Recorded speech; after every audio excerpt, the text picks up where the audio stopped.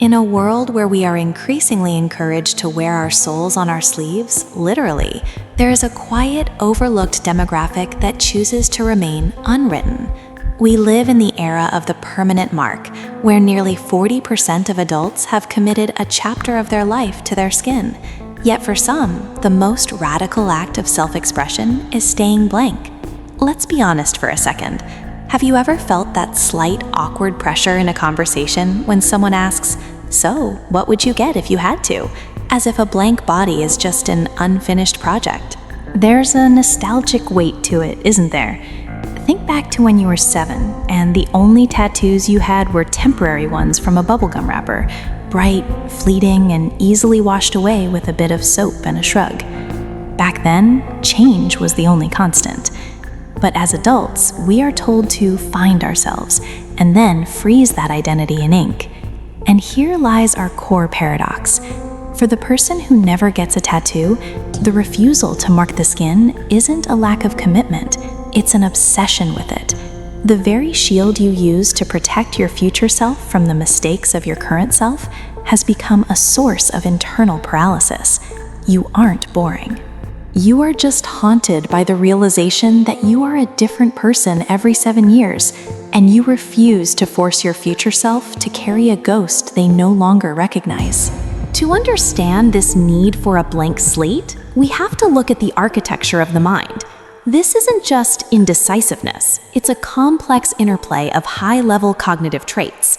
First, we encounter the end of history illusion. This is a psychological phenomenon where individuals acknowledge that they have changed significantly in the past, yet somehow believe they will not change substantially in the future. Those who avoid tattoos are often immune to this illusion. You see through the lie. You know that the quote that moves you to tears at 30 might feel like a shallow cliche at 50. You are practicing a form of proleptic sabotage prevention, actively protecting the aesthetic and psychological autonomy of your future self. Then there is cognitive flexibility. While society views a tattoo as a sign of knowing who you are, neuropsychology suggests that maintaining a blank canvas can be a sign of a fluid identity. Your nervous system is wired to remain open-ended. To you, a tattoo feels like identity foreclosure, a term used by developmental psychologists to describe a state where an individual settles on a self-image before they've fully explored the possibilities. How does this feel in the body? It's not a fear per se. It's more like a low humming radar in your chest, a constant vibrating sensitivity to the passage of time. It feels like standing in a beautiful room and refusing to bolt the furniture to the floor because you can already feel the wind of the next season blowing through the windows. Imagine you are the caretaker of an ancient, sprawling library. Most people walk in and, in their excitement, begin carving their favorite poems into the mahogany desks and the stone pillars. They want the library to remember they were there. But you see yourself not as the owner of the library, but as its librarian.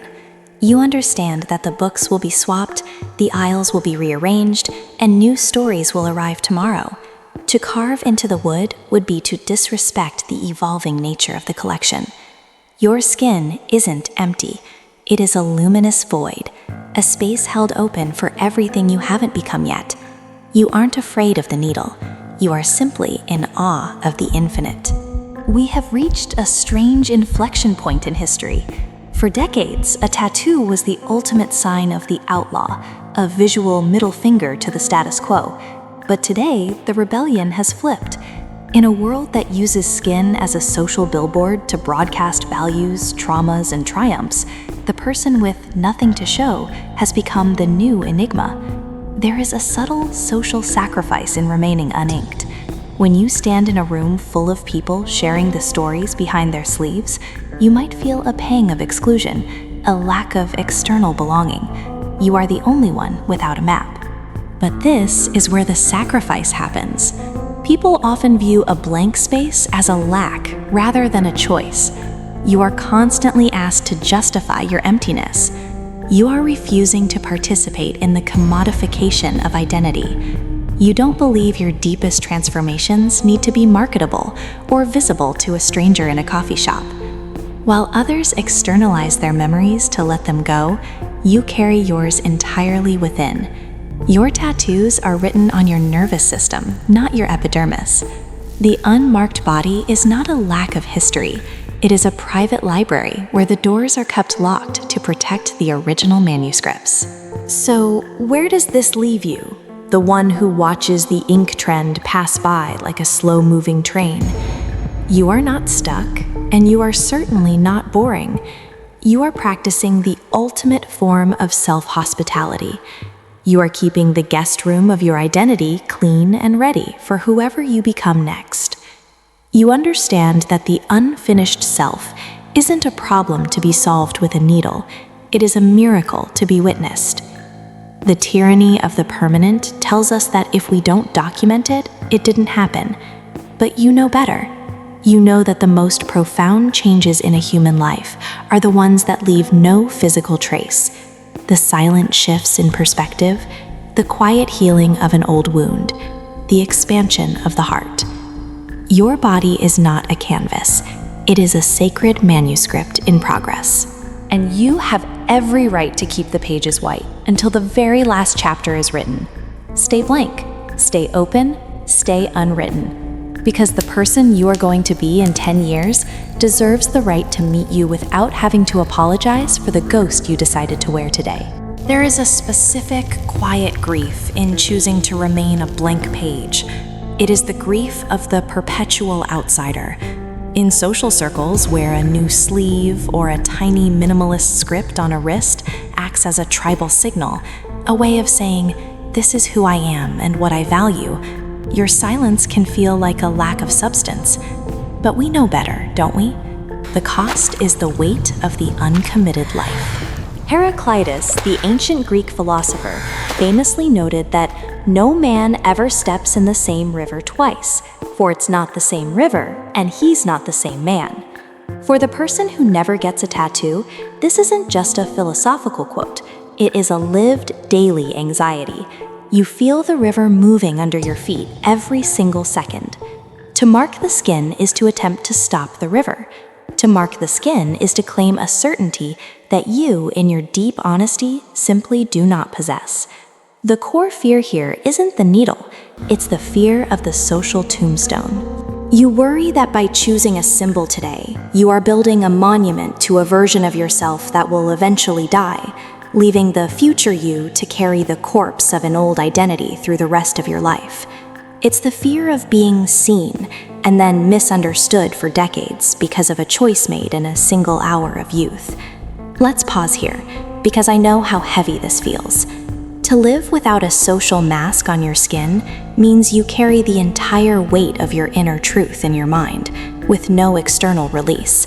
You are the sole curator of a museum that no one else is allowed to enter. It is an exhausting form of authenticity, a constant, vigilant state of becoming that never allows itself the luxury of being finished.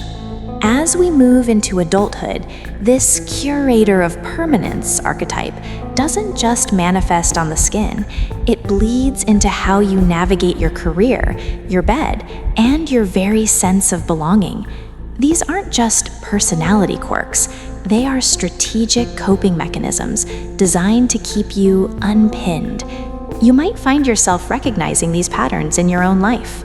The exit strategy career. You are highly competent, yet you maintain a subtle psychological 1 foot out the door. You struggle to commit to a 10-year plan because the idea of being defined by a single title feels like a tattoo you can't wash off. Sound familiar? The wait-and-see heart. In romantic relationships, you are deeply devoted, but terrifyingly slow to merge lives. You aren't afraid of love. You are afraid of the stasis that comes after the ink dries. You fear that forever is a contract your future self hasn't signed yet. Hyper-vigilant impression management. You calculate how others perceive you with the precision of a diamond cutter. You avoid tattoos because you refuse to lose control over the narrative of who you are. You want the power to change the story at any moment. The aesthetic minimalist. Your home, your wardrobe, and your digital life are often stripped back. Not necessarily because you love minimalism, but because clutter feels like a permanent commitment to a specific version of your taste that might expire by next Tuesday. Intellectual perfectionism. You often refrain from sharing your deepest opinions or creative projects until they are perfect, because once they are out in the world, they are permanent. They are inked into the public record. A bit too close to home? The chameleon reflex. You have an uncanny ability to blend into different social groups, precisely because you haven't branded yourself with any one tribe. Your blank canvas is your ultimate camouflage. I'll admit, seeing myself in these patterns was a bitter pill to swallow. It made me realize that my blankness wasn't always a high-minded philosophy. Sometimes it was reactive avoidance. It was a fear-based reaction to the judgment of a world that demands we pick a side and stay there. There is a vital distinction we must make. Is your lack of ink an active choice, a conscious celebration of your fluid, ever-changing nature? Or is it reactive avoidance, a paralyzing fear of being locked in or seen by others? The first step to unlearning this paralysis is to stop gaslighting yourself. Stop calling it indecisiveness. Call it what it is, a profound, perhaps even sacred respect for the person you haven't become yet. Witness the pattern. Notice the low humming radar in your chest when you face a permanent choice. Don't judge the librarian for wanting to keep the shelves flexible. Just make sure the librarian isn't so afraid of a permanent book that they forget to let anyone in to read. So, where does this leave us? We have identified the Anxious Sentinel standing guard over our skin. We've walked through the silent library of our evolving selves, and perhaps we felt the sharp sting of recognizing our own patterns of avoidance. Now we reach the most important part of our late-night conversation. We reach the point where we stop analyzing the why and start learning how to exhale. Healing for the curator of permanence does not require you to rush to the nearest tattoo parlor to prove your spontaneity. That would just be another performance, another mask. Real healing begins with a quiet, internal reparenting. Think of that younger version of yourself, the one who first learned that being defined was dangerous, or that a single mistake could be permanent. To heal is to sit with that child and tell them, you are allowed to change your mind. You are allowed to be messy. Your safety does not depend on your invisibility. It is about choosing softness over the defensive rigidity we've used for years. It's learning to unclench the jaw, to drop the shoulders, and to realize that even if we did make a permanent mark on our skin, in our careers, or in our hearts, we are resilient enough to outgrow the frame. We are moving toward what psychologists call intrinsic identity orientation. This is the profound, grounding belief that yourself is not a product you display, but a process you inhabit. It is the realization that your true identity exists completely independent of external markers, social validations, or physical declarations. You don't need a symbol on your wrist to prove you are a traveler, a poet, or a survivor. You are those things in the way you breathe, the way you love, and the way you notice the light hitting the trees at dusk. The core truth we must embrace is this: meaning does not need a medium. The most profound connections we have with life, the memory of a grandmother's kitchen, the weight of a first love, the silent epiphany of a midlife career change, these things are not less real because they aren't etched in ink. They are vivid and permanent because they are woven into the very fabric of your consciousness. They are carried in your marrow, not just your epidermis. I'll be honest with you, I'm still practicing this myself. I still find myself hesitating at the checkout counter of life, wondering if a choice is too permanent. I am a fellow traveler on this path, learning, just like you, that we aren't fixing a broken machine. We are simply learning to be kind to a wounded heart that was only trying to protect us. We are a work in progress, and that is not a failure. It is a privilege. As we end this session, let us lean into the wisdom of the poet Rainer Maria Rilke, who wrote, "Be patient toward all that is unresolved in your heart, and try to love the questions themselves, like locked rooms and like books that are now written in a very foreign tongue." You don't need to have all the answers tattooed on your body today.